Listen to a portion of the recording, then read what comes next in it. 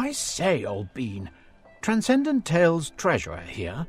I've been going over the numbers, and, well, it pains me to say it, but it seems we need your help. May I ask that if you find yourself pleasantly enamoured with this tale, or any of our others for that matter, we kindly request that you consider making a donation or becoming a patron.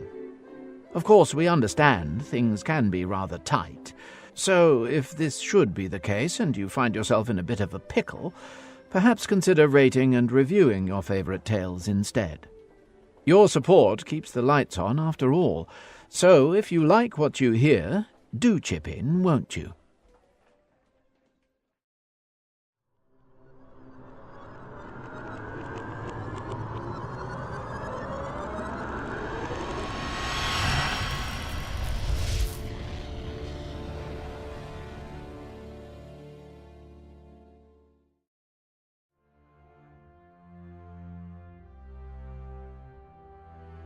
Transcendent Tales presents The Kingdom by Adam Train.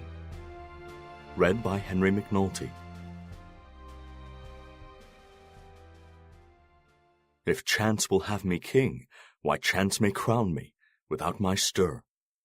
William Shakespeare, Macbeth. 1.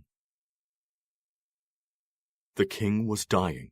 For 100 years he had reigned, yet in all that time he had not sired an heir, and without one, the great galactic kingdom of Telesar would be plunged into turmoil and darkness. Telesar was ancient, the oldest kingdom of men. Its territories were vast, encompassing more than 100 systems, thousands of worlds, and billions of citizens. It was a just and peaceful kingdom, a noble realm of law, prosperity, and providence, one by which all others were measured. But without an heir, its unity and its harmony would be destroyed. The king had failed to seed even the most fertile and youthful of his 19 wives, the fault resting within his loins, not within the fair maidens. His wives had suffered as much as he in the barrenness of their wombs. Many unjustly blamed themselves. Consumed by guilt, they took their own lives, rather than live with the shame and endless palace whispers. Great tragedy had plagued the house of Telesar. Such misfortune weighed heavy upon the old king, a burden that had withered his very form, dragging him down in his last days of self-imposed isolation. More than his impending death, it was the knowledge of his doomed lineage that tormented him.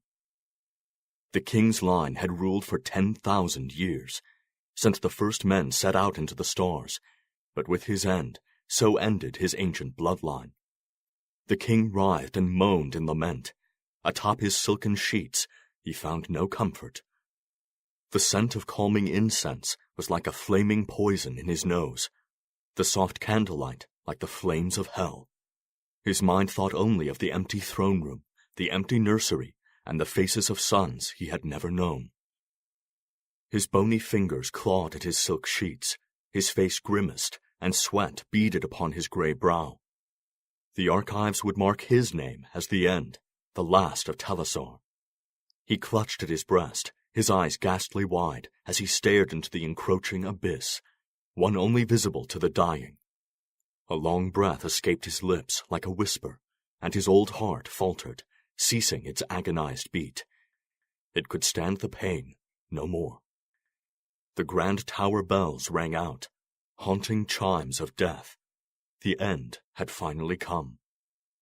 In his last days of denial and misery, the king had not ordained the rule of the kingdom beyond his demise, perhaps the only foolish act committed by the barren king, as history would come to know him.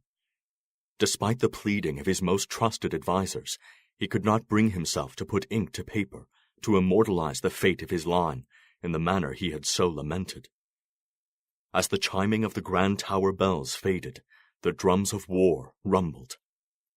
2 houses now had equal claim to the throne. The king's younger sisters, Kalia and Arista, each had a child, each a son. One in the house of Proxima, one in the house of Centaurus. Both were noble and powerful houses, as old as Telesar itself, but they were fierce adversaries. It had been the hope of the king that the marriage of his sisters into each noble domain would see the houses be at peace. Yet the sisters possessed a secret rivalry of their own, a vindictive jealousy that was an equal match to that of their newfound houses. As such, the betrothals only fueled the flames of conflict between Proxima and Centaurus. With the death of the king, the fragile harmony that existed between the two great realms was shattered. For 2 decades, Telesar has since been divided, sister against sister. For 2 decades, war has raged throughout the stars. Men kill men once more, like the days of old. 2. "Titus, wait!" Celia Proxima called to her son. He halted his advance down the corridor, but did not turn to face her. "Calm yourself," she ordered. "He would not want you to do something foolish." Her voice trembled with grief. "Yes, mother," Titus replied. His words were filled with a quiet fury. His mother knew what his temper was like. He had inherited it from her, his golden locks and crystal blue eyes from his father. Titus marched on, his head hung, his thoughts brooding. The doors at the end of the corridor opened with a buzz. The heavy bulkheads parted in time to match his possessed pace. They revealed an organized chaos. An assembly of Proxima warriors busily engaged in preparations for deployment, inspecting their Pegasus combat suits. Piloted by a single man, they were winged champions, painted purple and gold, the Proxima House colors. "Titus, is it true, what they say?" Caius questioned. The old lord, advisor to Titus's mother, had been waiting for him by the entry to the hangar. Suited and ready for deployment, his brow darkened with concern as he awaited an answer. "It is," Titus growled, his gaze fixed upon the weave of champions preparing for launch. "Gods damn them," Caius mumbled. His blue eyes darted rapidly under his scornful gray brow. He searched the blinding fury that consumed his vision. "Gods damn them!" He struck the wall of the bay. The giant metal fist of his suit thundered throughout the hangar. "Calm yourself," Titus ordered. "Save your strength. You'll need it this day." Titus spotted his station and marched toward it. He activated his suit's launch protocol. It powered up with a low thrum. He checked it was fully stocked with ammunition and that his giant scabbard was replete with giant blade. He looked over the exterior. No serious damage, nothing beyond the usual weave of scorch marks and a few superficial lacerations to the armor. He climbed up and into it. The breastplate and limb plates closed in around him, the helmet and visor the last to do so. He was plunged into momentary darkness before the display illuminated the interior with blue light. The radio came to life with chatter. "Centaurus column moving through the Neorden sector. 2 heavy freighters, escorted by an order of Templar. Vector 79945. "Begin launching," Titus ordered his cohort. His men obeyed the command. Their suits powered up and closed. As each pilot began a system check, they were guided by automatic rails toward the launch batteries. The Proxima battleship hung in orbit around Proxima Prime, the capital of the House's territory. Purple oceans, blue continents, and wispy white clouds shifted below, as the champions began launching like a series of flares along the vessel's spine. The cohort vectored into wedge formations as they circled their home world. "Prepare for dive," Titus announced. In prone positions of flight, each of the champions' leg thrusters shone with growing white light. The power warped space-time around them, and an enveloping shimmer engulfed the formation, twisting the fabric of the universe. "Dive!" Titus commanded. With a flash, they vanished into the starry distance. Ramirez, the son of Centaurus and rival heir, checked the column's flight path on his suit's display. The Neorden sector he traversed was a treacherous one. It was vital the convoy not stray off course. The destruction of Garrix, a planet on the fringes of his house's domain, had left bands of rocky debris in unstable and unpredictable orbit throughout the system. The column passed a large band of asteroidal rock that circled one of Garrix's former moons. It had been the planet's largest. A crimson desolate body, it matched the Templar's Pegasus suits, red and gold, the Centaurus house colors. Normally, Centaurus columns wouldn't venture through the front line, let alone hazardous regions of it such as this, yet they had made a rare exception this day. "Watch for smaller fragments. Ensure your shields are set to the correct frequency," Ramirez reminded his Templar. "Yes, Commander," came the reply. The men were on high alert and focused on the coming dive. They lay in positions of flight, and although they were not traveling at speed, they kept their preparatory posture, ready to dive as soon as they cleared the rocky wastes. To do so prematurely would tear them to shreds. The Centaurus soldiers looked over the remains of the planet before them, destroyed by their Proxima enemy long ago. It was one of the first worlds to fall victim to the Telesar dispute. The ghosts of 1,000,000 dead citizens haunted its scorched and crumbling vestiges. "Commander Ramirez," growled the radio. Ramirez could tell by the tone that it was the column's command. "Go ahead," Ramirez replied. "We just received a message from Lord Argos." The voice paused. "Yes?" Ramirez prompted. "Lord Tiberius has been killed in combat," the voice stated with pride. The radio came to life with the cheers of the Centaurus Templars. The Lord of House Proxima was dead. Ramirez did not cheer. "Message received, Command," he acknowledged. His men quieted down and regained their focus. The ominous air returned, one now heightened. The initial sentiments of elation had faded quickly, and the gravitas of what this news meant replaced it. For Ramirez, this was his only sentiment. He felt no joy over the death of the old lord, a man he had known as a boy. A man who, although his sworn enemy, never conducted himself or his house in dishonorable manner, something he could not say about his own lord and father, Argos. As Ramirez ruminated upon this, the radio came to life once more. "Stand by for dive." The announcement returned Ramirez's focus, as it did his Templar. Ahead of the column, the debris cleared and open space awaited. "Initiate dive engines," Ramirez ordered. From out of the sheet of stars ahead of them, a series of bright flashes and bending light strobed the blackness. It was the Proxima cohort. They emerged from their dive and intercepted the Centaurus column. "Engage at will," Titus ordered, and he and his men unleashed their weapons in a hail of blue gunfire. Caught off guard by the Proxima ambush, they suffered immediate losses. Their Pegasus suits were torn to shreds, and the men inside them torn asunder. "Testudo now!" Ramirez cried. "Tortoise formation!" His Templar vectored into position. Deploying their glowing plasma shields, they interlocked with one another. The hail of Proxima gunfire was rendered ineffective as the barrier of broad energy absorbed the volley. "Cut them down!" Titus snarled, his ambush foiled by the Centaurus shield wall. The Proxima champions drew their claymores, and their blades burst to life with a blue glow. The edge of each giant gladius shimmered with superheated plasma. Seeing the ignition of the weapons, the Centaurus Templars knew their enemy's intent. The Proxima swordsmen began slicing them apart. The reinforced plasma edge of their claymores seared through the steel limbs and drove through the cockpits.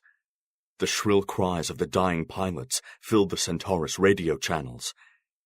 "Protect the freighters," Ramirez commanded. The Templars drew their own blades. The two cohorts of warriors weaved together, engaging in hand-to-hand combat and exchanging bursts of blue gunfire. Vectoring between the rocky debris, they danced the dance of death. Men killed men and painted the stars red with blood. Before long, the Centaurus Templars had cleared a path, but suffered heavy casualties to do so. With a flash of white light, the two freighters they'd escorted seized the opportunity to initiate their dive and vanished into space. Almost all of the Centaurus Templars had been slain in order to secure their escape. One by one, those that remained were overwhelmed by the Proxima champions and cut down. Unbeknownst to anyone, Titus and Ramirez had found each other upon the battlefield. The two heirs and cousins faced off behind the disguise of their Pegasus suits. They raged with deepest ire, each the other's equal with blade and fire. If those around them had known the fate of the kingdom was being decided by combat before their very eyes, they would have ceased all action and watched on. Nevertheless, on the field this day, as all days, the men were anonymous in combat.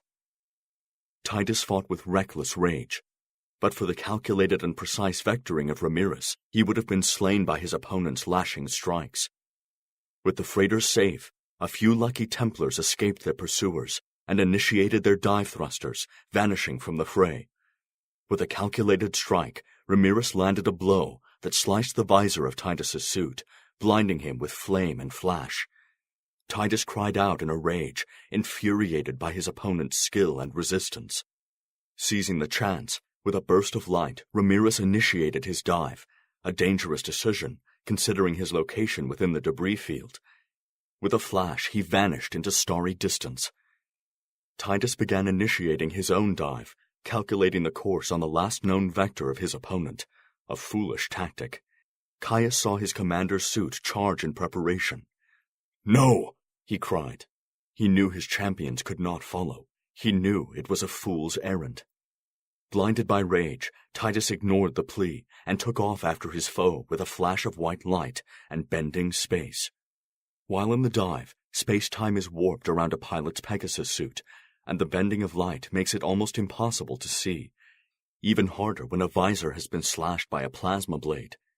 With teeth gritted and mind aflame with fury, Titus glared into the shimmering light and darkness, desperate to spy his foe. From the corner of his eye, he saw a shimmer, a light inconsistent with the haze that blinded him. He quickly corrected his dive towards it. With an impact that nearly tore his Pegasus suit apart, Titus slammed into Ramirez, both within the dive. The impact rocked Titus's senses, and he struggled to regain them. Alarm tones sounded out. Each droning cry indicated severe damage to his suit.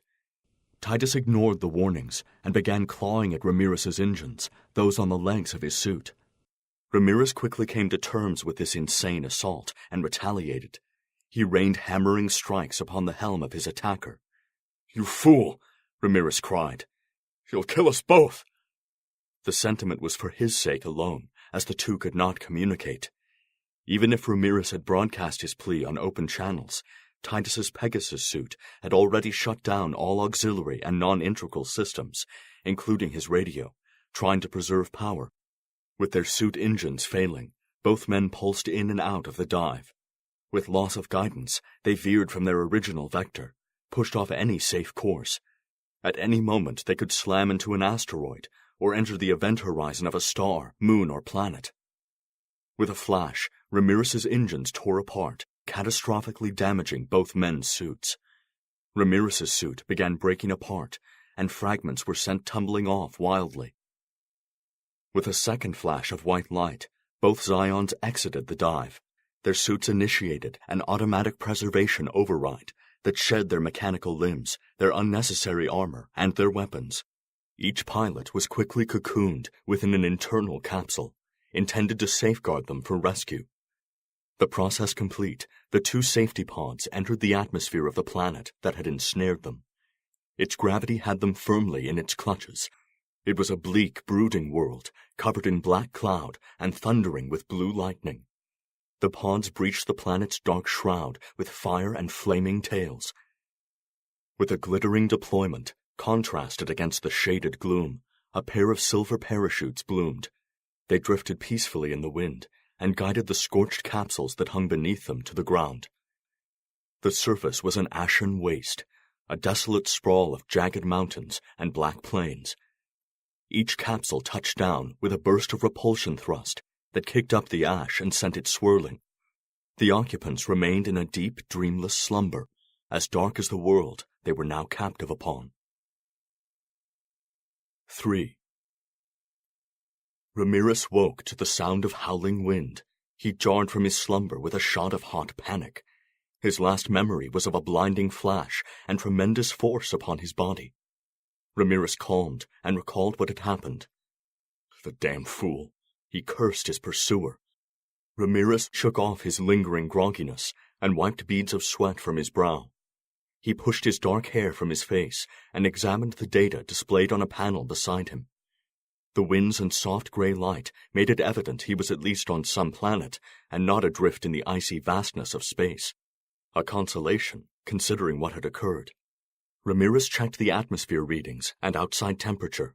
Apart from slightly elevated CO2 and sulfur readings, the air was breathable and temperature fluctuations were within survival range. He initiated a radio scan, searching for the nearest Centaurus beacon, one needed to relay a Mayday call. The scan found none. He initiated another scan, this one with deeper penetration, and waited impatiently for it to finish. Again the screen flashed, none detected. Stubborn bastard!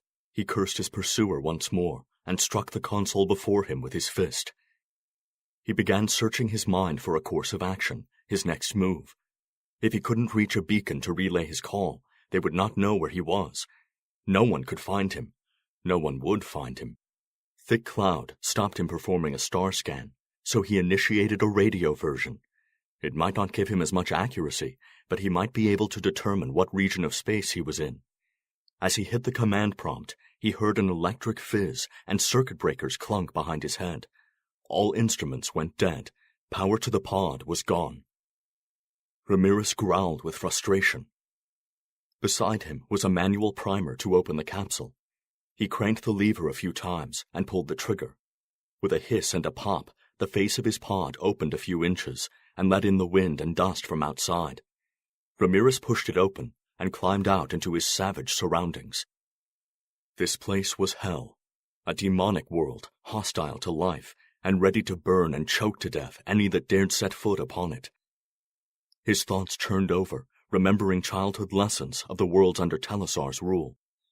He summoned a few meager recollections that matched this wretched world, but they were too far from the Neorden sector. His dive had not been so long as to arrive at them. Shielding his eyes from the wind and ash, he paced around his scorched and scratched capsule. He sought out the rear control panel, the access to the power supply and circuit breakers. He'd landed upon a spine of razor-sharp black rock, and it had pierced the pod and the reactor inside. It hissed and sparked, leaking fuel, and with it, the energy to power the capsule's emergency systems. Ramirez felt a wave of hot fury and fear creep along his spine. His pursuer may have best him yet. He stood, despondent and enraged, staring at the bubbling blue gaseous fuel as it turned to vapor and blew away with the cry of the mocking wind. A thunderous boom rang out from above, but it was not thunder. Ramirez searched the sky, and sure enough, the hot glow of superheated metal rained down through the churning ebon clouds. 3 glowing tails of flame streaked the sky. The remains of a Pegasus suit. Spurred on by the sight, Ramirez returned to the capsule's interior and removed from it a small blaster and a respo collar. He clipped the silver collar around his neck, locking it with his red and black compression suit. He pressed the deploy button, and the collar unfurled from around the back of his head and over his face. The chrome mask covered his eyes with a set of circular glowing red lenses, and his mouth with a twin filtering apparatus. It was both visor and respirator. He strapped the holster replete with blaster on his hip, and set off towards the impact site of the Pegasus suit. It was his only hope of rescue. Ramirez had marched for 2 hours, and had yet to arrive within what he calculated to be the area of impact. He had no instruments to aid him in the task, other than his respo collar. Its optics had only rudimentary navigation and spectral analysis. The composition of the rock made it difficult for the scanners to determine what were metallic remains, those of the Pegasus suit, and what were simply natural deposits of heavy minerals. More disturbing than any of this was the constant tremor beneath Ramirez's feet. It seemed every few minutes there was an earthquake, a deep rumbling of shattering rock from below. The planet's depths were growling and churning, like the belly of a great beast. The ravines that jaggedly cut across the plains around him spumed continual plumes of smoke and ash, their depths shining with a deep red heat. If a substantial eruption occurred, his quest for the suit would be the least of his worries. He began thinking over his knowledge of worlds yet again, desperate to determine where he was. Ahead, he saw a glint of crystal light, one that captured his vision. Gently moving within the wind was a silver parachute. Wedged at the base of a jagged uprising was a scorched and terribly battered pod. The chute was caught between it and the rocks. His pursuer, the Proxima fool who had doomed him here, doomed them both here, perhaps. Ramirez drew his blaster and cautiously stalked towards the pod. The optics of his respo collar found no organic matter. He could see no signs of life. But yet again, the twisting formations of rock and their mineral content made the detection of anything most difficult for the basic scanners. Now only a short distance away, he saw the mangled condition of the capsule. It was almost torn in half. As for the passenger, he could have been cast out and fallen to his death, or burnt to ash upon entry. The son of Centaurus squatted and looked it over. Satisfied that it housed no foe, he stood, holstered his blaster, and approached. Sure enough, it was empty. There was no corpse and no fire damage to the interior, suggesting it had been shredded as it bounced down the rock face of the depression where it now rested. Although the capsule was a Proxima design, Ramirez could easily interpret its systems, and so examined it for signs of power. It was dead, the same as his own pod. Ramirez flicked a few toggles to make sure, hopeful that his intuition was wrong. Ramirez felt the cold weight of steel rest upon his shoulder. Don't move, A distorted voice ordered. Ramirez ceased all action. He opened the palms of his hands and slowly lifted his head to look upon his foe. The face of the Proxima champion was shielded by a respo collar of his own, his eyes a pair of glowing purple optics. Ramirez quickly looked his enemy over, noting he had no blaster, only the blade, and that his suit around his shoulder and chest was stained with drying blood. You're injured, Ramirez said. Titus turned his head ever so slightly to look upon the injury, and Ramirez drew his blaster and fired. A pulse of blue energy cut past Titus's head with a buzzing twang, the blast so close he could feel its heat. The son of Proxima swung his blade at the weapon and caught its barrel. The blaster went flying from Ramirez's grip. He scurried after it, but the weapon had vanished in the soft ash. Unable to find the blaster, Ramirez began dodging Titus's flashing steel strikes. He caught his foe's sword arm and landed a thunderous fist to Titus's ribs. Titus let out a groan of agony and dropped the blade. Ramirez dived for it, scrambling to capture it before Titus. The two rolled in the black earth. The polished silver of the blade flashed among the haze as the warriors fought for its possession. Although Titus was forced flat upon his back, he gained the upper hand. He grabbed the sword and angled its tip up at Ramirez's throat. With his other arm, he pulled Ramirez's head down towards the point. Ramirez held Titus's sword arm at bay and stiffened his neck. He groped desperately at Titus's throat. With a rewarding hiss, Ramirez found the recoil command on Titus's collar. The Proxima champion's respo collar retracted, and the ash swamped his exposed face, stealing his breath and his sight. Relinquishing his advantage, he released Ramirez, and the son of Centaurus seized the blade from his blinded foe. He rolled off his writhing assailant and stood. He took a pace back from him, sword tip pointed into the haze and shifting shadow. Titus coughed and choked. He pawed frantically at his weeping eyes. His face was stained and streaked with black soot and drying blood. A deep, albeit superficial, wound across his brow had been the source of the blood that stained his suit. Although they stood a good distance away from one another, the ashen guise and drying claret failed to mask the identity of the Proxima Zion. Ramirez saw his foe's face. He recognized him. Silence fell between the two as they stood. Titus began laughing. My, what luck you've had this day. He made no attempt to hide the disdain within his praise. He spat a black slug from his mouth. You have bettered me twice now, he mocked, and in doing so you have bettered your house over mine. There came no response. Titus held out his arms and flared his chest. Come then, Centaurus hound, he mocked with rage. Come, pierce my heart, and ascend your noble heir to the throne. Let us end our endless fray. Let it end upon this hell, you and I, he cursed, his eyes wide with fury. Ramirez stood silent, immobile. It was obvious to Titus that his enemy had recognized him. You would do me the dishonor of torment in these final moments, Titus growled with contempt. Come, man, perform what duty demands, lest I set upon you and force your hand. With a mighty heave, Ramirez tossed the sword down the crumbling rock face, where neither would be able to retrieve it. Titus looked upon him in confusion. The son of Centaurus pressed the recoil command upon his collar, and the chrome mask retracted. His face exposed, he revealed himself, revealed that he was no stranger, but cousin and rival to the throne. 4.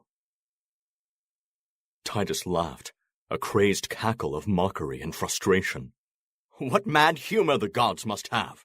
What insanity they must plot with! From where I stand, it is you who are insane, Ramirez chastised. Come now, cousin. Surely you can see the madness of such providence. It was not providence that delivered us here. It was your foolishness. Foolishness that marooned us, and foolishness that will claim our lives. I did not choose this hell for our tomb, unlike you who chose to flee, as a coward does, Titus spat. Bah, Ramirez growled. You're a fool, from a house of fools. Watch your tongue, recreant. Do not speak ill of my house, not now, not ever. Piss and vinegar. Your house is as a candle, all the better burnt out. I'll not warn you again. Warn all you wish. I already regret not running you through, Ramirez snarled. I wish you had. You would have spared me of your complaints. The two paced around one another in hot frustration, and in their silence their tempers cooled. Why is it you did not? Why not run me through? Titus queried. Ramirez thought for a moment, looking over the fair-haired son of Proxima. I guess I hoped there was more of your father in you than that of your mother.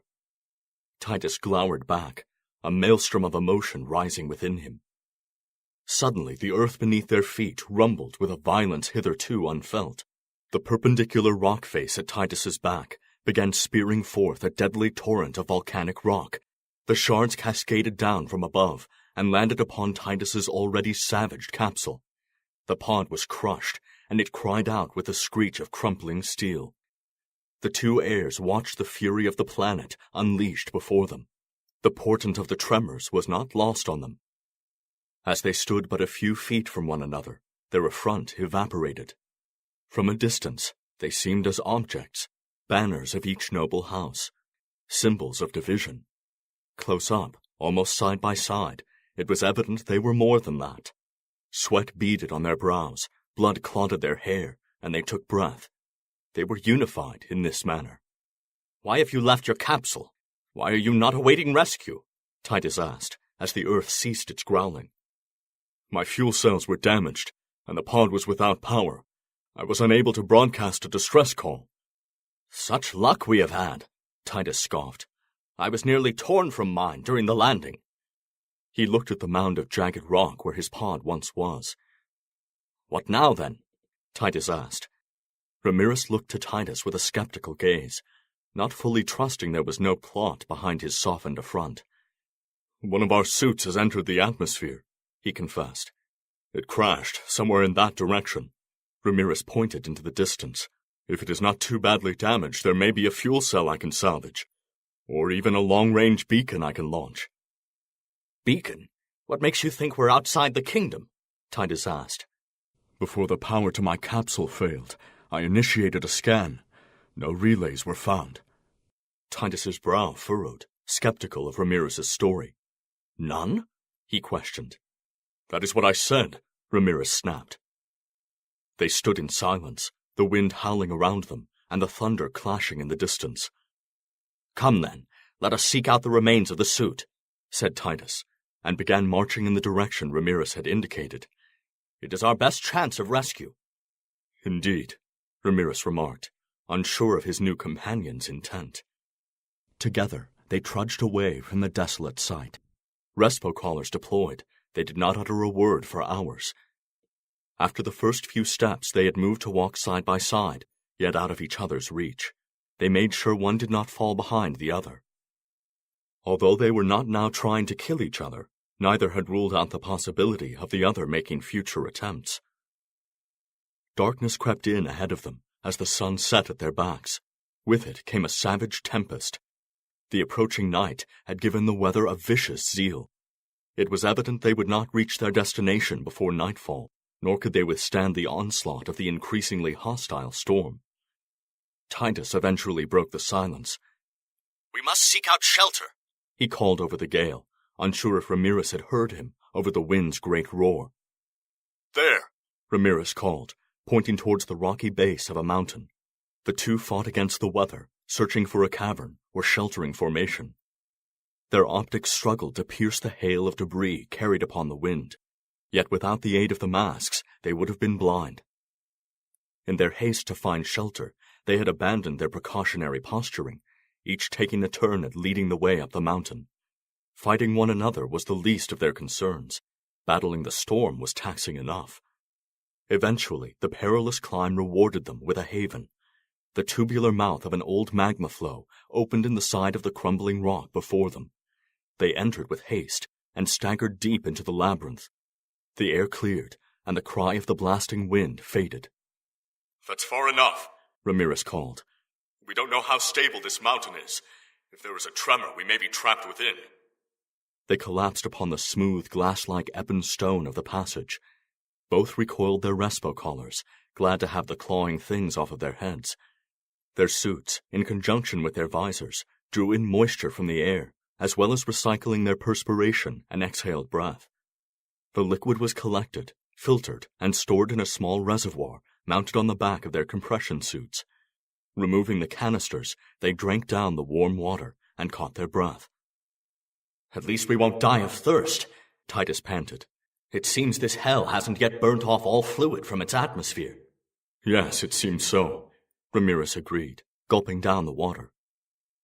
For a while, they sat in the dark, recovering from their exertion. The only light came from the power source of their collars, a pale blue glow that gave the passage a strange moonlight sheen. Neither spoke. Each ruminated upon the day and the odd chance that had stranded them here together. Titus gave a macabre grin. "So, how is it you plan to kill me?" he chirped. Ramirez looked to him in the darkness and couldn't help a slight smirk forming across his face.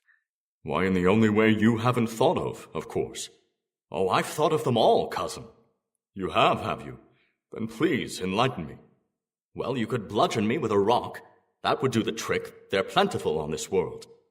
You could push me down a ravine. Plenty of them, too. You could strangle me, although I'm not sure you've got the fortitude to perform it. Least likely, you could run me through with a hidden blade, or perhaps turn me to dust with a hidden blaster. But as tight as that suit is, I wouldn't like to guess where you've hidden one." "As tempting as all those are, none of them are the method I intend to use," Ramirez gloated. "Pray tell, cousin.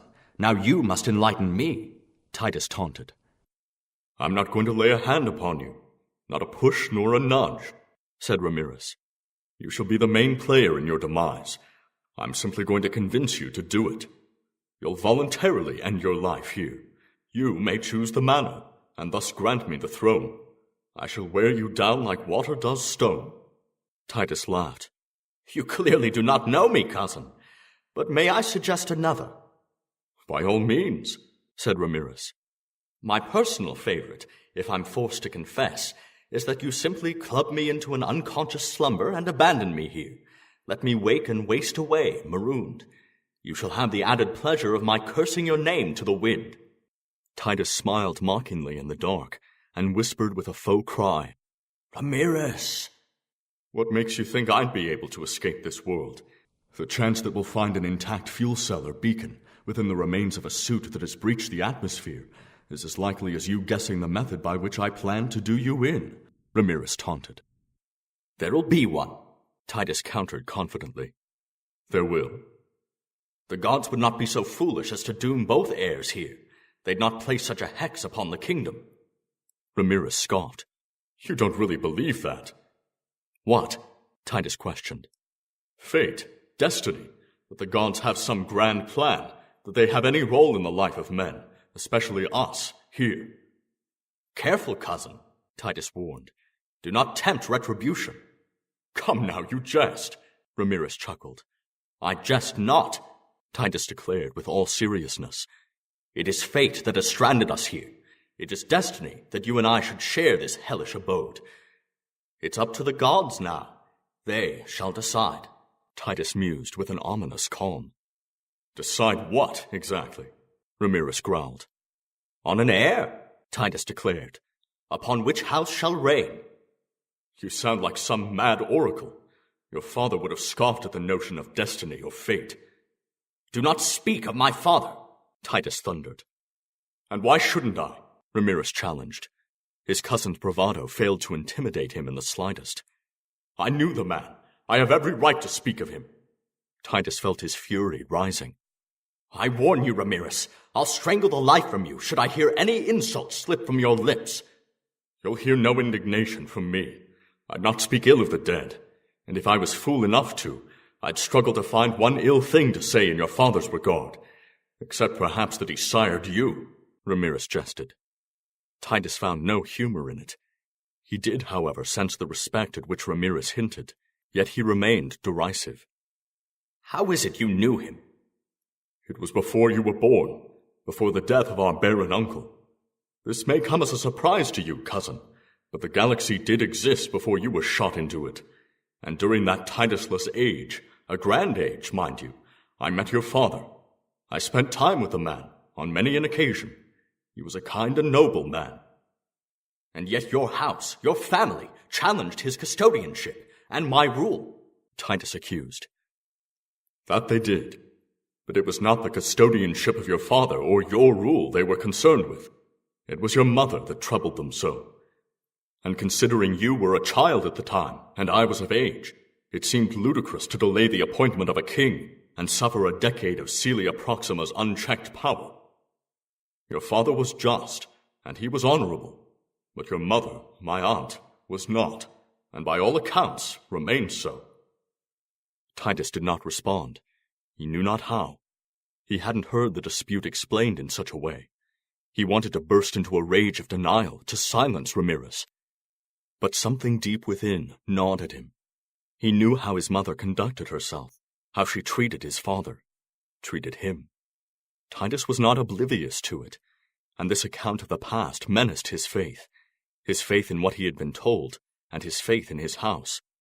He did not like where such thoughts led him. So war was the answer? War in place of 12 years of my mother's sway? Titus questioned, an accusation as much as a query. Ramirez pondered his point. That, cousin, was not my decision. You shall have to ask my father, or ask the citizens of our kingdom. Yet no answer can ever truthfully be given now, can it? We shall never know. My mother feared her sister would destabilize the kingdom in her blind hatred. My father exploited this fear of hers, as he did her love for him. He prizes power above all else, Ramirez confessed. You see, son of Proxima, we all have demons. We all have shadows that stalk the halls of our house and the depths of our hearts. How can you speak so unfavorably about your own house, about your own father? Titus berated. Because I am not blinded by the passions of revenge or notions of manifest destiny, Ramirez growled. Then why fight on? Do you not wish to be king? Asked Titus. Ramirez was silent. He contemplated the question. It was the first time anyone had asked him. Eventually, he responded. Do you? Neither gave an answer. 5. The two scions were snatched from their light slumber by the rumbling of earth and shattering of rock. They got to their feet and hastened for the exit of the volcanic passage, fearing a collapse was imminent. As they exited onto the face of the mountain, the quake ceased. Yet Ramirez and Titus were no longer concerned with it. They were stunned by the sight that greeted them. The sky was clear of cloud. A sheet of bejeweled space, dominated by a giant ringed planet, hung above them. The sky-blue world, with its icy rings, doused the volcanic plains in a sapphire light, and they glittered like the surface of an ocean. The storms had passed, and only a slight breeze danced across the mountaintop. Only now did Ramirez and Titus realize how high they had climbed to find refuge. On the distant horizons, the rolling waves of stormy ebon clouds could still be seen, flashing with endless bolts of lightning. By chance, they had been stirred just as this pacific interlude passed above them. Their surroundings had become oddly tranquil. Shaking off their wonder, they began looking over the constellations. There, that is Aetius, and there, Calix, Titus declared, pointing to each star. Ramirez slapped his hand. That's not Calix, he grumbled. That is Aetius, but that is Kex. Titus thought over the correction. Well, if that is Kex, then that is Narrated. He pointed to the large ringed planet. And if that is Narrated, then this is Seraph, they declared in unison, as they arrived at the same conclusion. It makes sense. The Neorden sector, my dive. We're in the outer arm, Ramirez mused aloud. This moon is dying, said Titus, remembering what he could about the small world. It has been for centuries. Narita's gravity is tearing it apart. The two took in the sight one last time before venturing back into the rocky passage to try to steal a few more hours of light sleep before the coming of dawn. Titus was awoken by a swift kick to his rump. Come, it is long past dawn, said Ramirez. Titus sat up and pawed at his tired eyes. I'll break any limb of yours that touches me again, he vowed. Ramirez ignored his cousin's agitated warning. The storms have returned, same as yesterday, he complained. That doesn't surprise me, said Titus. He stood and stretched his neck and back. Both were sore from sleeping upon the hard, glass-like rock of the passage. Titus' stomach growled, and he felt the sudden pangs of hunger bloom. I'm so hungry I could eat an equus, said Titus.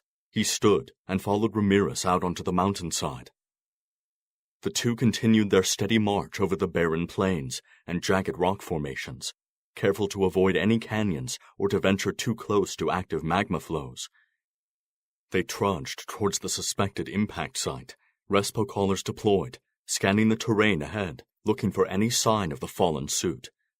Hours and hours passed, the drudgery of the trek taking its toll on their minds, as it did their bodies.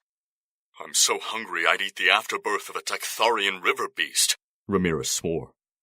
I'm so hungry I'd eat the rancid flesh of a Centauri swamp slug, said Titus, countering the son of Centaurus' claim.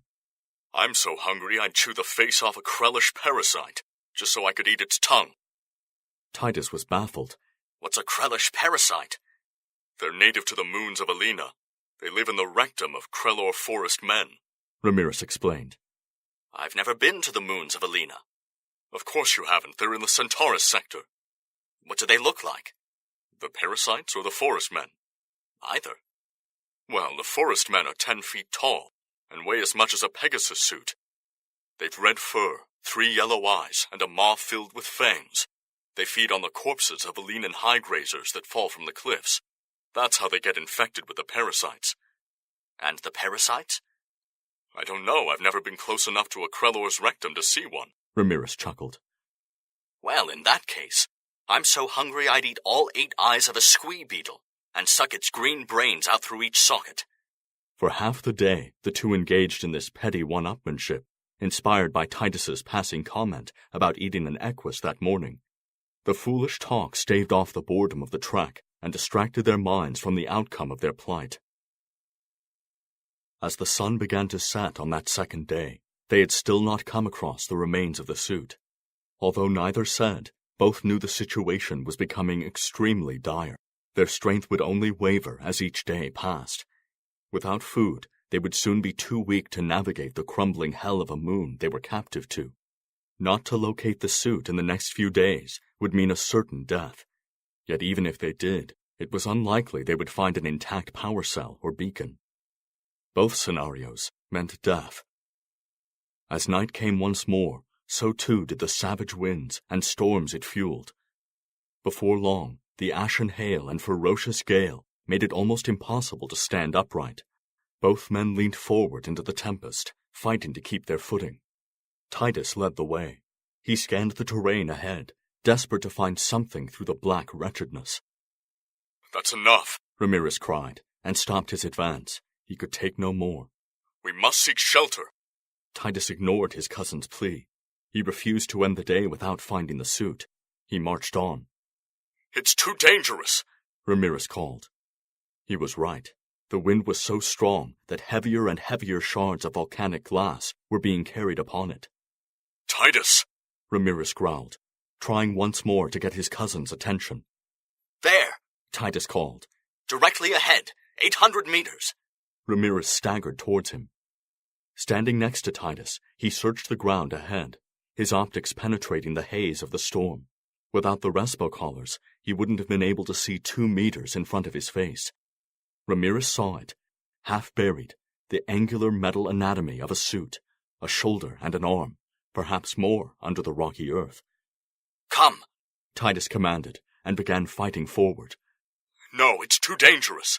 "It's right there." And it will still be there at first light." "We could be rescued by first light," Titus pointed out.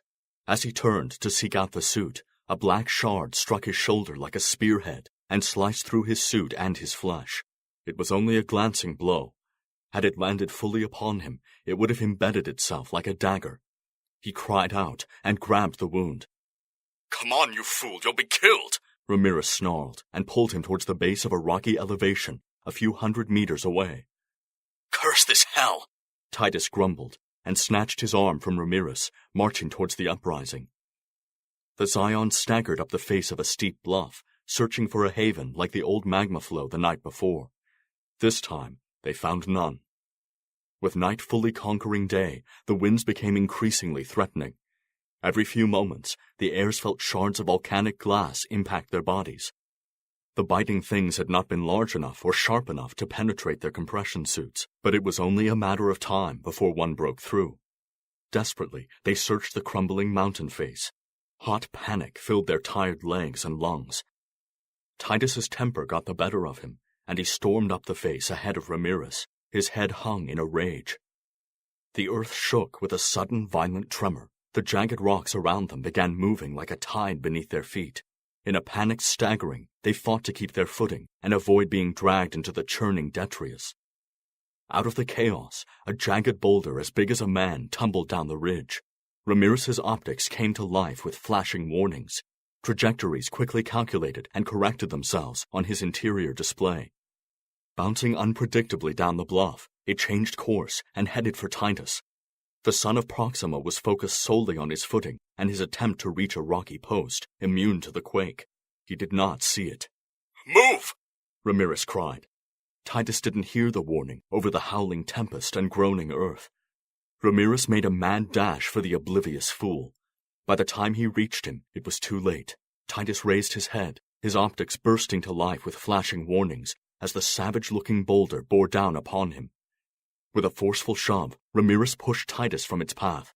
The demonic megalith slammed into Ramirez, the son of Centaurus unable to fully clear its path. He let out a groan as it hit him, and he vanished into the tide of black rock. Titus was knocked off his feet by Ramirez's hefty push, and he too was threatened with being dragged down by the smaller detritus. He fought against it, grunting and clawing his way out of the churning stone. Through sheer grit, Titus reached a safe perch upon a large solid slab. From there he could only watch as the tide of ebon death raged past him. Titus scanned the shifting rock with his optical sensors, searching for any sign of Ramirez. As the landslide slowed, he intensified his search, jumping from the slab and hurriedly sliding down the bluff. It was pointless to cry out, to call for Ramirez to respond. The wind was so intense that he couldn't even hear his own breathing. 20 meters down the slope, he saw him, his arm and head protruding from the rubble. He was alive. With his one free arm, he tried to free himself. He couldn't muster the strength. Titus rushed to his aid and began digging him out. "You damn fool," Titus growled. "Can you walk?" "I think so," Ramirez murmured painfully. As Titus freed him from the jagged entrapment, it was immediately evident he could not stand, not unaided. Ramirez's left side had borne the brunt of the impact. His compression suit was torn around his hip, and blood wept from a nasty abrasion. More concerning was the deep bruising and swelling already present. Titus took one of Ramirez's arms and wrapped it around his neck. Hobbled, Ramirez leant upon his cousin, and together the scions forged on. "There!" Ramirez cried. He had seen the mouth of a cavern exposed by the rock slide. They entered, venturing deeper into the darkness. The lights of their respo collars illuminated the layered slate-like cavern before them. Deeper and deeper they staggered. The wind faded from their ears, and as soon as they were far enough to escape the choking dust and ash, Titus lowered Ramirez to the floor of the chamber, and the two retracted their chrome masks. They lay there for a moment, staring into the darkness, sucking in the air with exhausted breath. Ramirez took stock of his injuries. He knew he was lucky to be alive. If the rock slide had continued for much longer, he would have been ground into a paste. He was battered and bruised from his tumble, but the most serious of his injuries was a result of the impact with the boulder. He carefully peeled back the torn section of his compression suit. His hand shook with pain. The fabric clung to his skin with blood, and as it peeled away from the abrasion, Ramirez grimaced in agony. He saw the bruising and swelling of his hip. The bone was broken, fractured at the very least. Realizing it was a serious injury, he abandoned the sight and lay back, staring into the endless void above.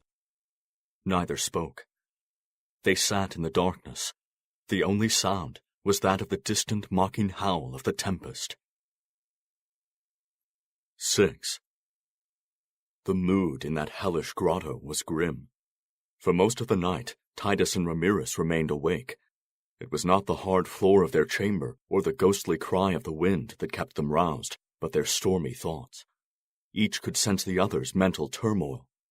They knew that their plight was coming to a head, that with the coming of dawn, so too came the end, be it by way of rescue or by way of damnation. If the wreckage had no power source, no beacon, then they would die here. Eventually, in an attempt to banish such plaguing contemplations, Titus spoke. "Curse that damn wind," he spat, blaming its distant cry for his lack of sleep. "And curse those damn rocks," Ramirez grunted. Both knew these were not the reasons for the other's lack of slumber. "How are your injuries?" said Titus. Ramirez grunted, shifting his posture. "I won't be sprightly traversing any more mountains, I can tell you that." All stoic front was gone. Nothing could conceal his dejection. He chose not to hide it. There was no point.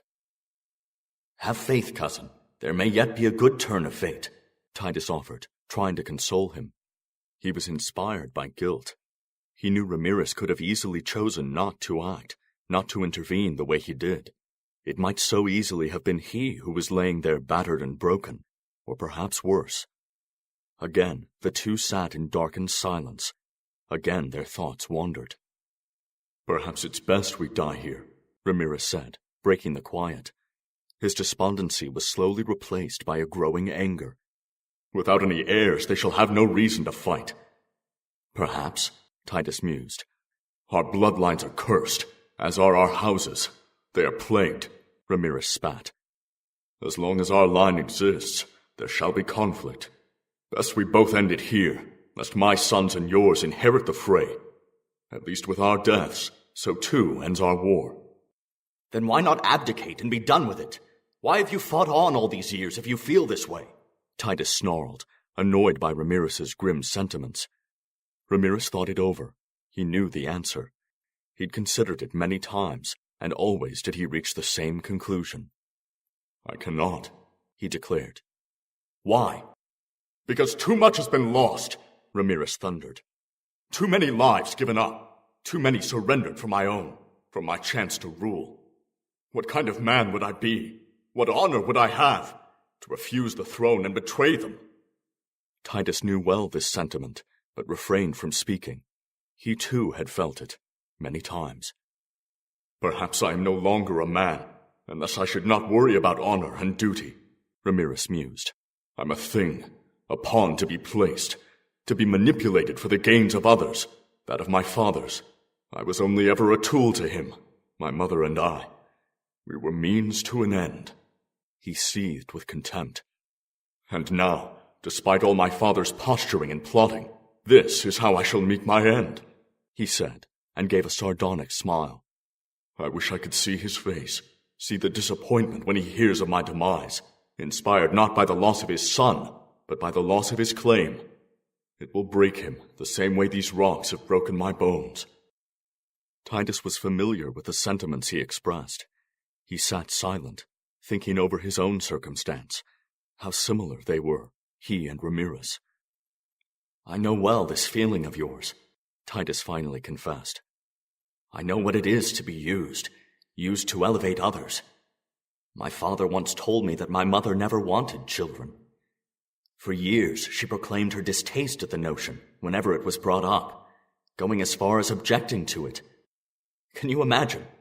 The wife of a Proxima lord objecting to provide him with an heir, going against all tradition and obligation.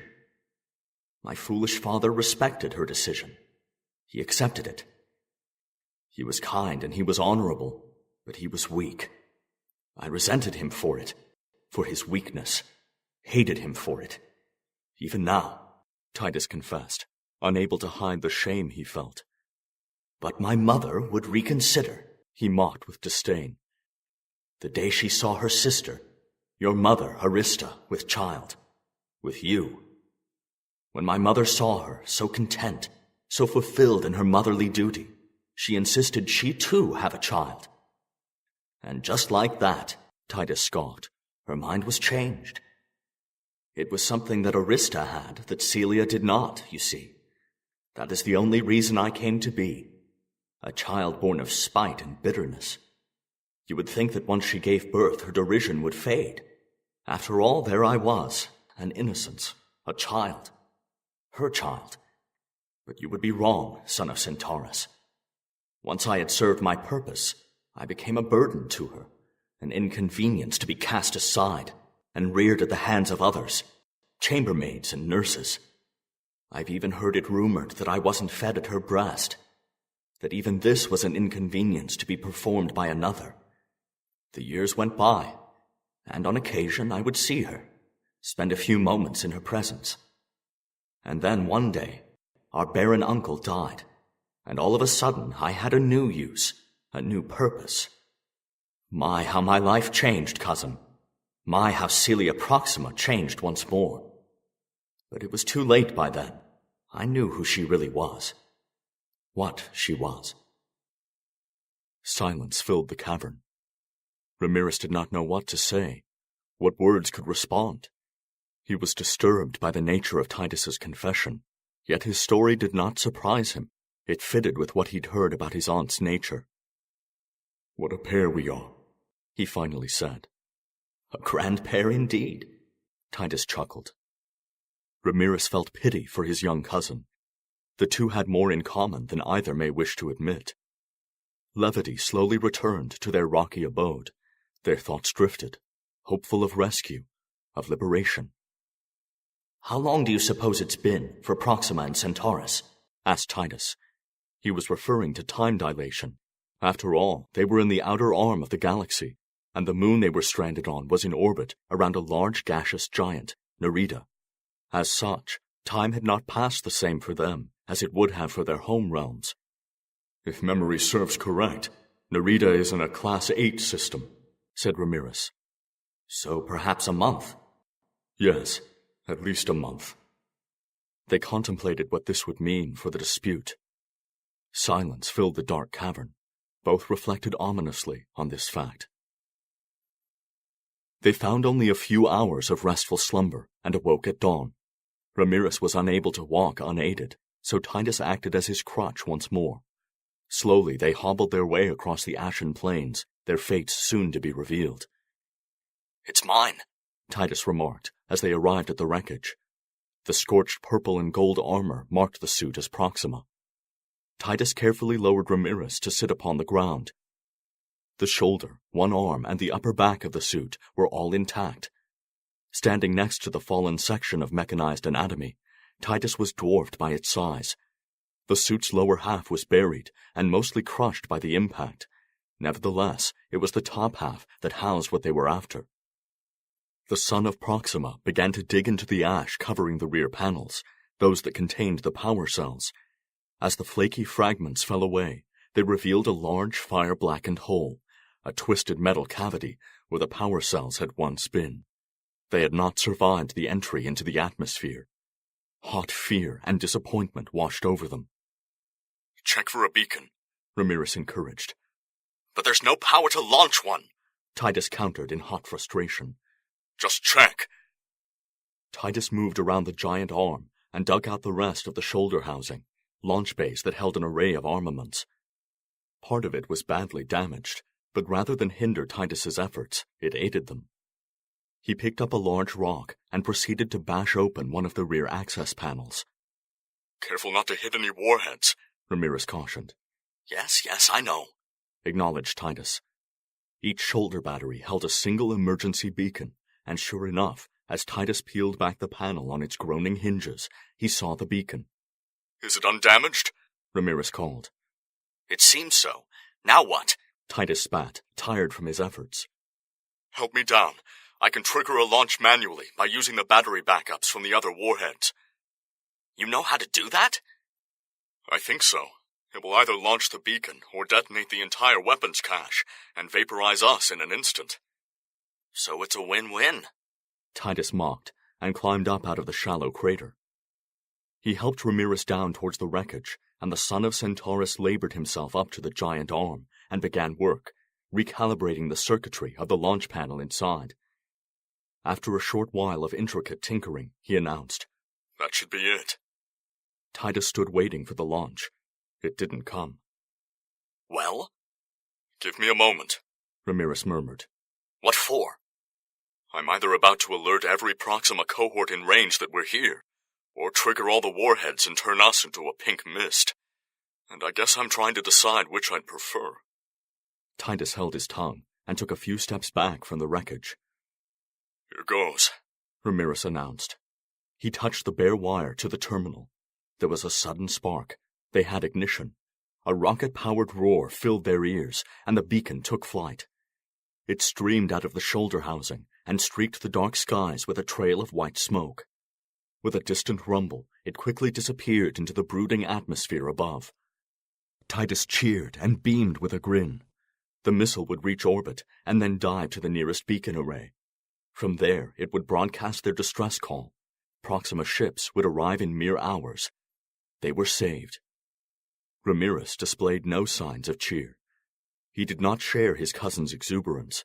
He had not achieved rescue, not in the same manner that Titus had. Ramirez faced a new and dangerous circumstance. He would be captured, held by his enemy, and this thought above all others quickly consumed any jubilation he had about getting off this hellish moon.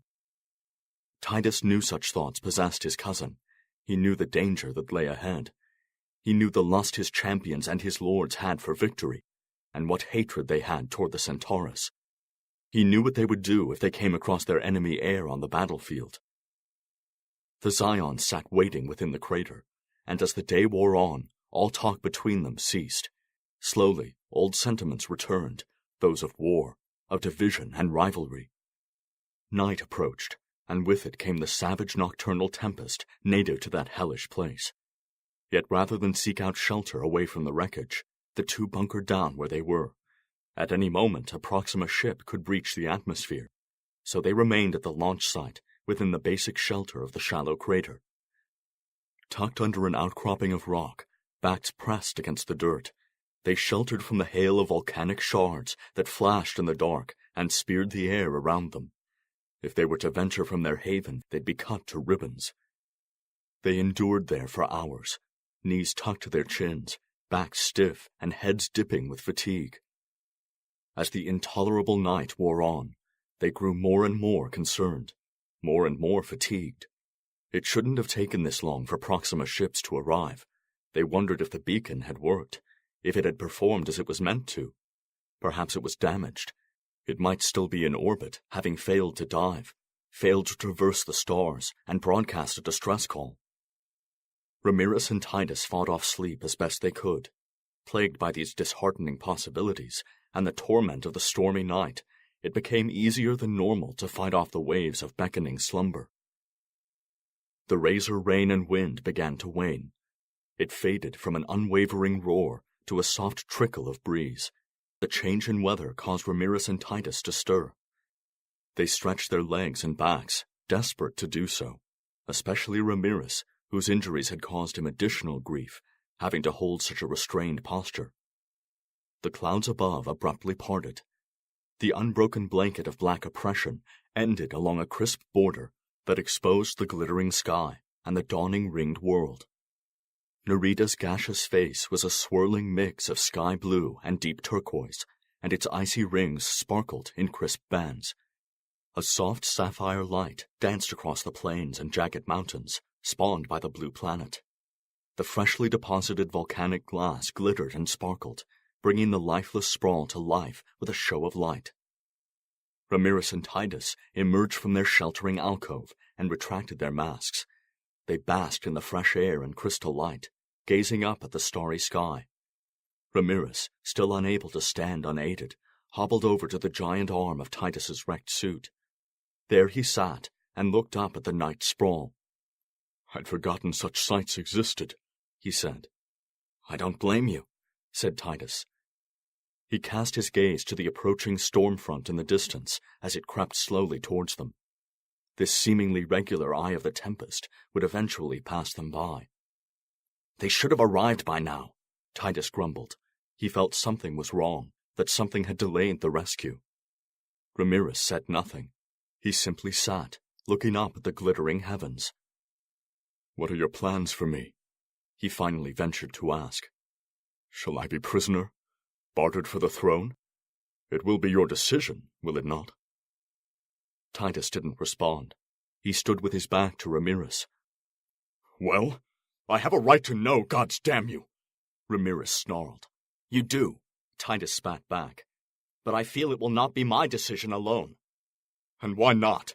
You're the son of Proxima. If you have no say in such a matter, then what good are you?" "There are forces beyond me, opinions and powers that exceed my own. I'm not the king." "And yet you would be," Ramirez growled.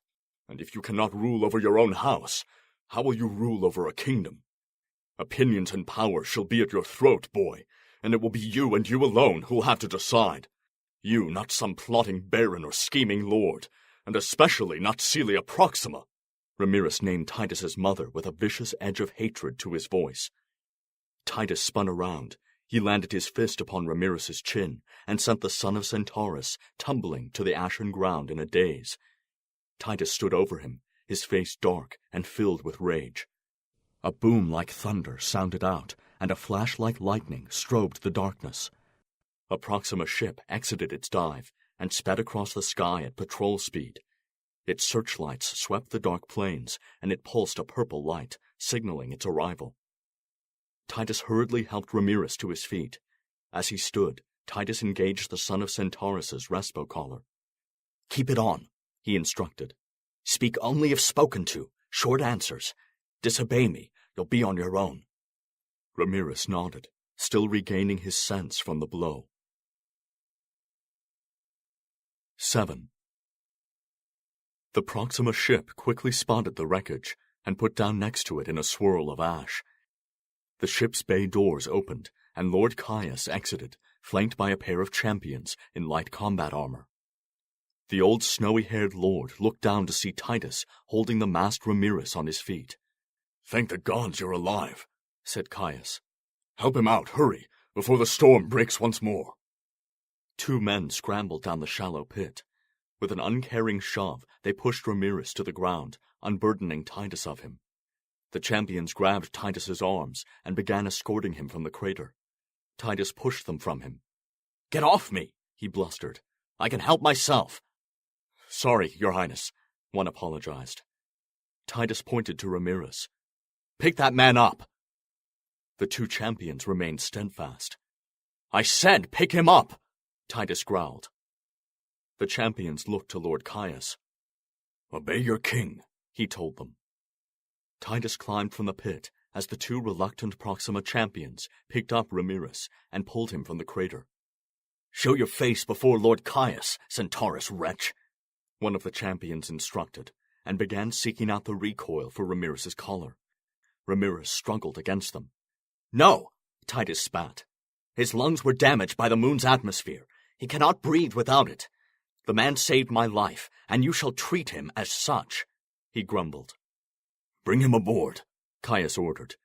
"We shall pack him in a pod and drop him at the nearest Centaurus post. We're saving the life of our king. He can keep his own, the old lord agreed. The ship took off to rendezvous with a Proxima battleship waiting in orbit. The dark hell of a moon shrank below them. Try as it might, by ash, wind, and rock, it had not claimed their lives. The shuttle docked with the Proxima battleship in orbit around Narrated, and the men exited into the main hangar. Caius marched off at a hurried pace, and Titus fought to keep up with him. "It is a great relief that we found you alive," said Caius. "The house of Proxima was most fearful. It had lost both father and son. Your mother will be pleased." He stopped and turned back to his two men.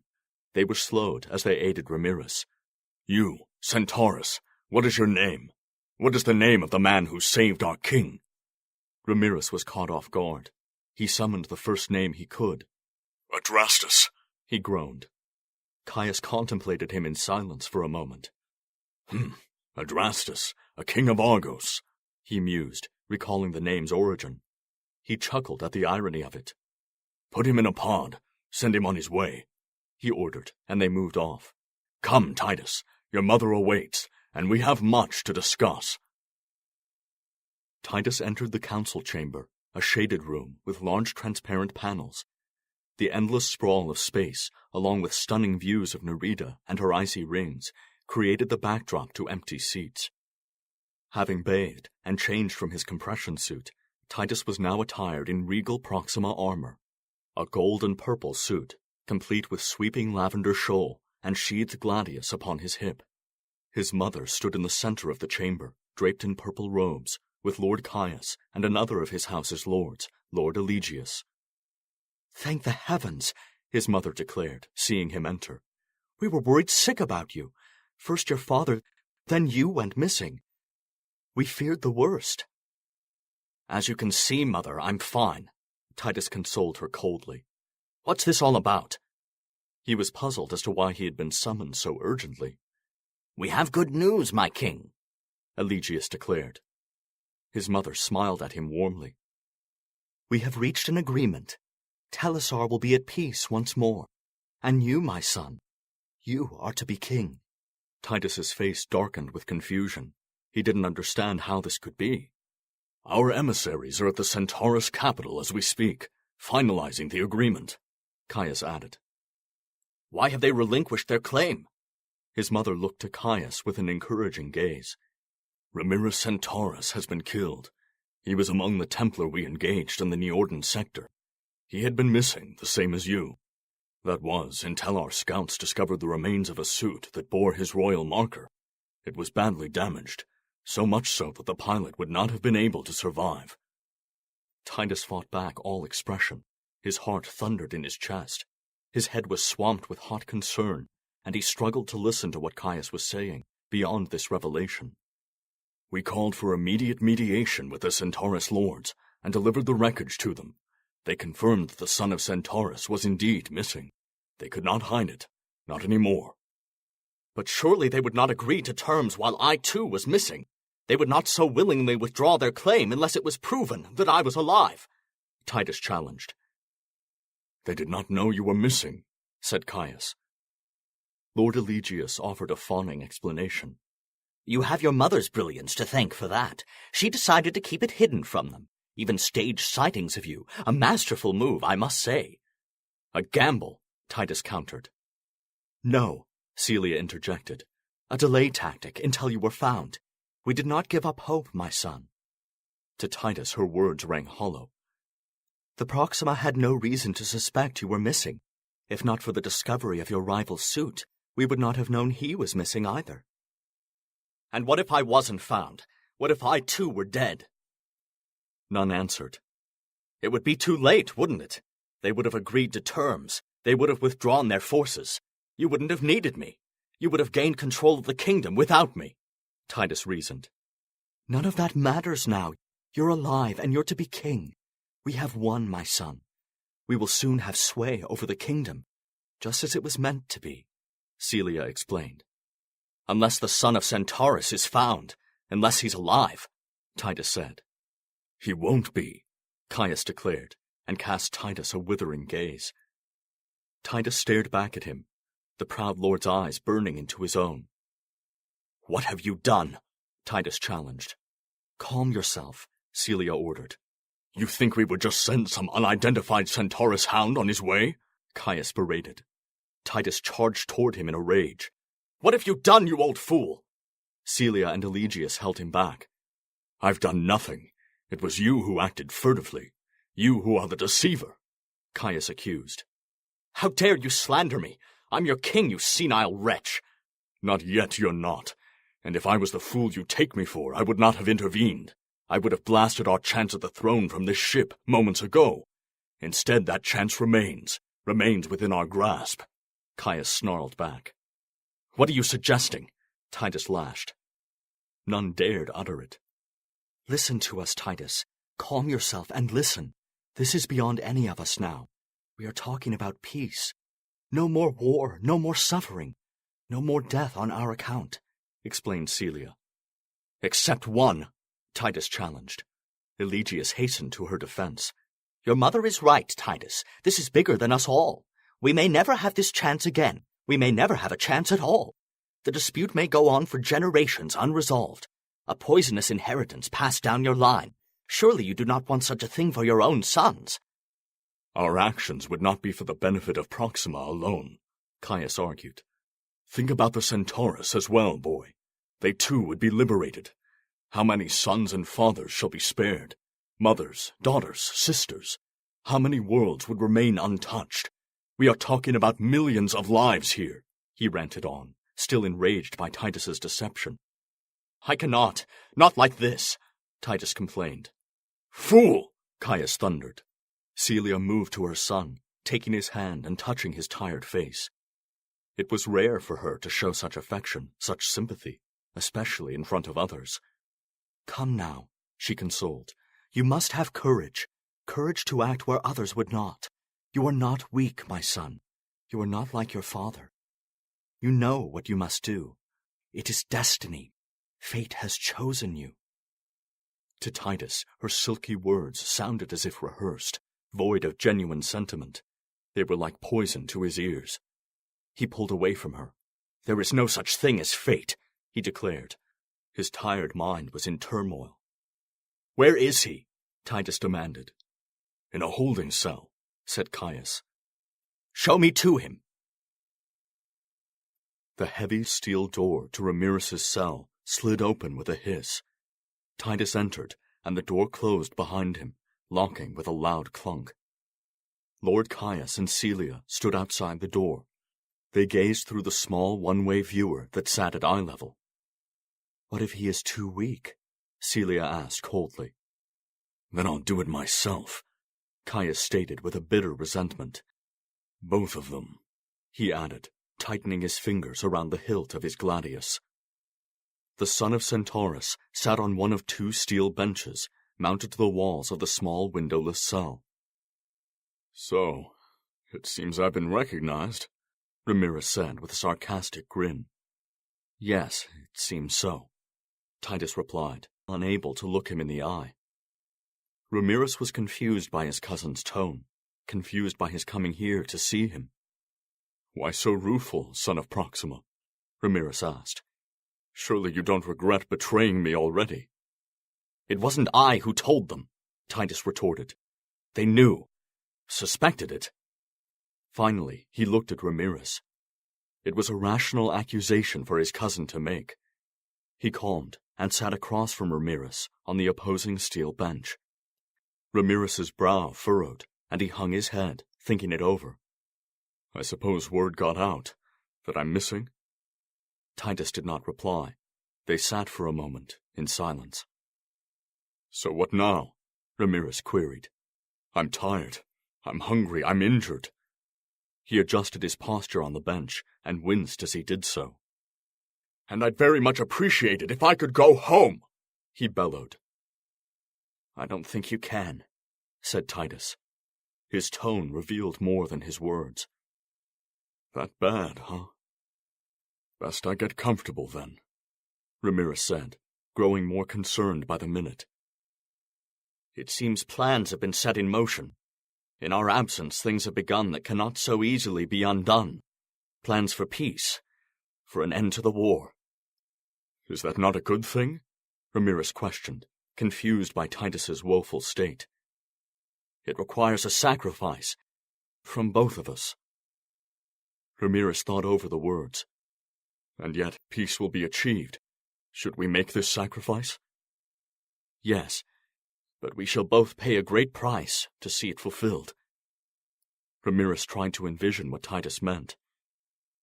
I'm not sure I can do what peace asks of me, said Titus. I'm not sure I can perform my role, and should I choose not to, others will perform it in my stead, and I cannot allow that. They haven't the right. What would your father do? Ramirez said. Titus did not respond. He sat, searching his mind for an answer. I do not know, he confessed. Ramirez recognized his cousin's great turmoil, that he suffered in the choice and charge before him. Things have changed, cousin. We have changed, Ramirez declared, and leant forward on his seat. Surely you feel it, just as I. It's madness for us to return to the old way of things, to conflict. He spoke passionately. Together, you and I can forge the peace you speak of. If it has been set in motion, then who are we to stand in its path? We must do all we can to see it fulfilled. He leaned back against the wall. His impassioned rally had sapped what little strength he had. I'm tired, Titus. Tired of this endless war and the manipulators who fuel it to their own end. Let us take control of our kingdom. Whatever the sacrifice, whatever it is, I will aid you in your charge, and you in mine. Do you mean that? For the harmony of Telesar, the end of war and the end of this endless suffering, any sacrifice is worth such a thing. Titus stood from his seat. He drew his sword and moved forward. He dropped to one knee, kneeling before his cousin, the way one would before a king. Gods forgive me, he said, and with a forceful thrust drove his blade through Ramirez's heart. The son of Centaurus's face bloomed with an astonished glare. His eyes widened, fixed on Titus's own. There was no hatred, no sorrow in them, only a dawning realization. As his heart pulsed its final beats, a strange peace slid over him.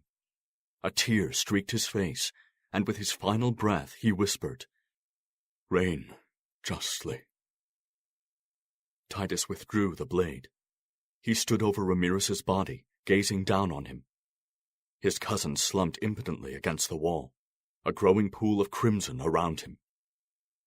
Titus's trembling fist clenched the bloodied blade with a growing rage. Blood streaked the cold steel of the blade, and a tear streaked his flushed cheek. The cell door opened, and Titus's shock manifest into a fury. He stormed out, pushing past his mother.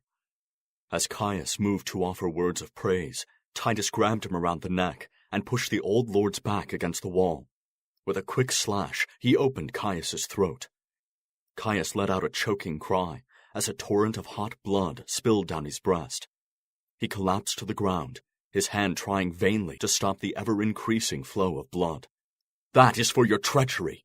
A king cannot trust those who plot and scheme behind his back," Titus declared. Caius growled in shock and looked up at Titus, who stood over him.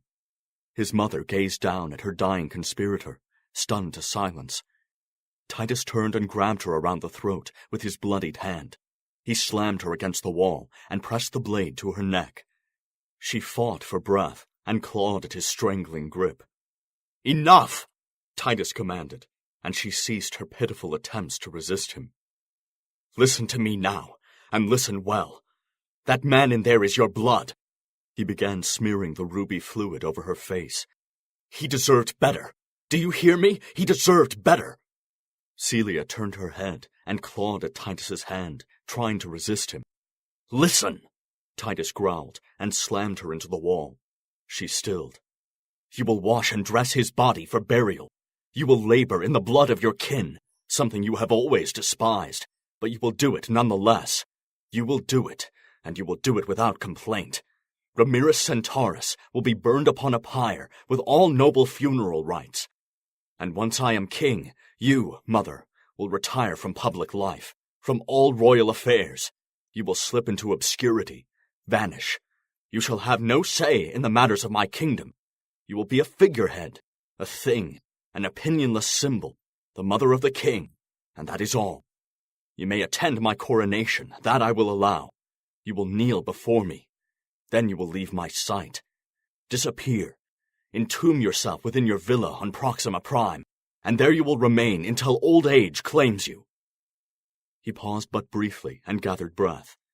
And if I hear a word, a whisper, a rumor that you have defied this order, even in the most innocent of ways, I'll kill you myself.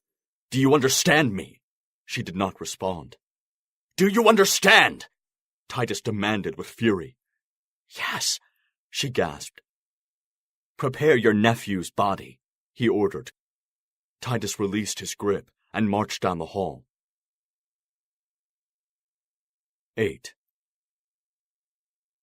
Ramirez's body was washed and anointed by Celia, much to her distaste. Cleansed with sacred oils, he was wrapped in a clean white shroud and transported to the surface of Seraph. There, within the peaceful eye of the tempest, under the glittering crystal light of the stars and the sapphire glow of Narrated, Ramirez was placed upon a pyre and burned. Titus had made the clandestine preparations himself. No one would know the identity of the man. No one would know what had taken place there. Titus placed Sharon's opal upon his cousin's mouth, the coin symbolic of his journey to the afterlife. He kissed his forehead and whispered the incantation of a noble. May death release you from the restraints of the senses, from the desires that make us their puppets, from the vagaries of the mind, and from the hard service of the flesh. Be at peace. In that peaceful night, upon the desolate moon, the son of Centaurus was burnt to ashes. Only Titus and his mother attested the sight. Only they knew the truth. Only they ever would.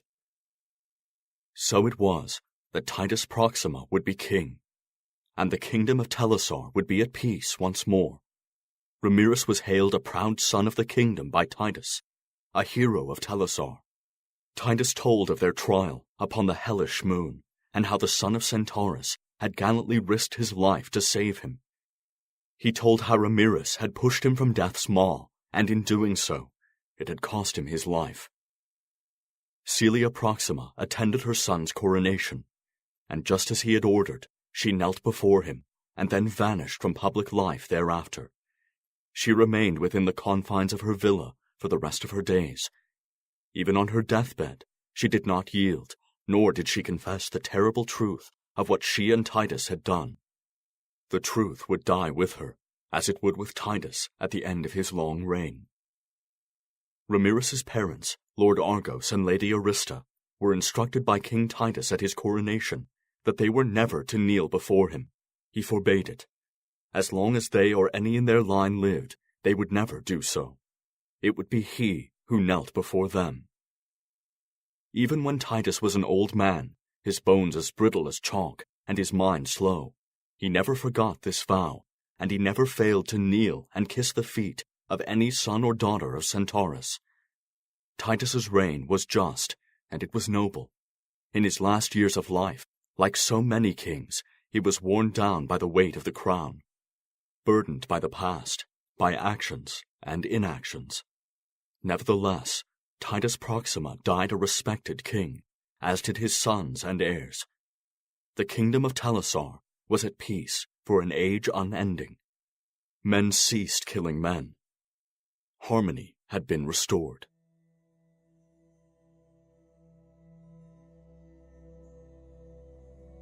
We hope you have enjoyed this presentation of The Kingdom by Adam Train. This production was narrated by Henry McNulty. For more fantasy and science fiction titles, or to donate, visit TranscendentTales.com. Production copyright by Primal Dream Productions. All rights reserved.